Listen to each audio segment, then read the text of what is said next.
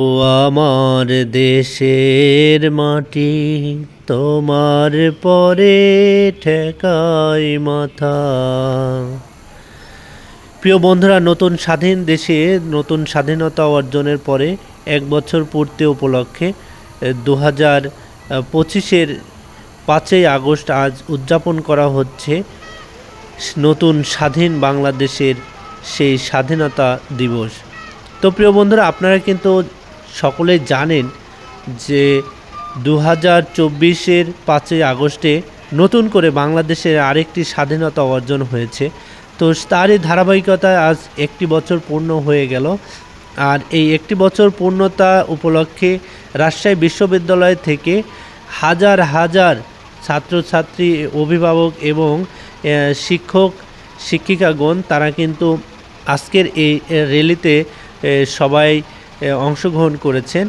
এটা আমার খুবই ভালো লেগেছে এবং আজকের এই দিনে নতুন বাংলাদেশ আমরা পেয়েছি। তো আমরা চাই আমাদের এই নতুন বাংলাদেশে নতুন করে আমরা আমাদের জীবনটাকে সাজিয়ে নিতে। এবং আপনারা দেখতে পাচ্ছেন র্যালিটা অনেক বড় এবং সেই রাজশাহী বিশ্ববিদ্যালয় থেকে তালাইমারি মোড় পর্যন্ত কিন্তু তারা ঘুরে ঘুরে স্বাধীনতা উদযাপন করছেন। আসলে 1971 সালে যে স্বাধীনতা হয়েছিল সেটা পাক হানাদার বাহিনীর বিপক্ষে ছিল। আর এটা কিন্তু আমাদের নতুন একটি স্বাধীনতা আমাদের অর্জন করে নিতে হয়েছে। তো আমরা চেষ্টা করব যে আমাদের দেশে আমাদের প্রত্যেকটা মানুষের মধ্যে যেন এই স্বাধীনতার চেতনা অটুট থাকে। আমরা আমাদের এই স্বাধীনতা থেকে যেন শিক্ষা নিয়ে আগামীর দিনগুলো চলতে পারি। তো আমরা সব সময় চেষ্টা করব আমাদের দেশ এবং দেশের সার্বভৌমত্ব রক্ষায় কাজ করবার জন্য এবং যে যার অবস্থান থেকে আমরা চেষ্টা করব দেশের হয়ে কাঁধে কাঁধ মিলে একসাথে পথ চলার জন্য।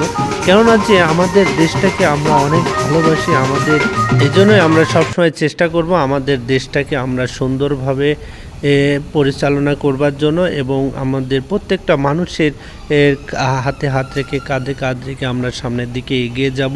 আমাদের দেশের পরে যেন বাইরের কোনো কুদৃষ্টি না আসে সেদিকটা আমরা খেয়াল রাখব এবং আমাদের দেশকে উন্নতির জন্য আমরা কাজ করব।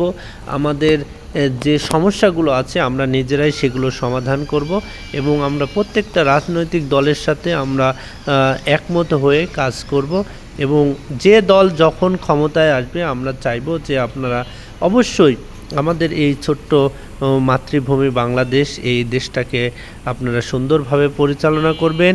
আপনাদের কাছে এই প্রত্যাশা রেখে আজকের এই স্বাধীনতার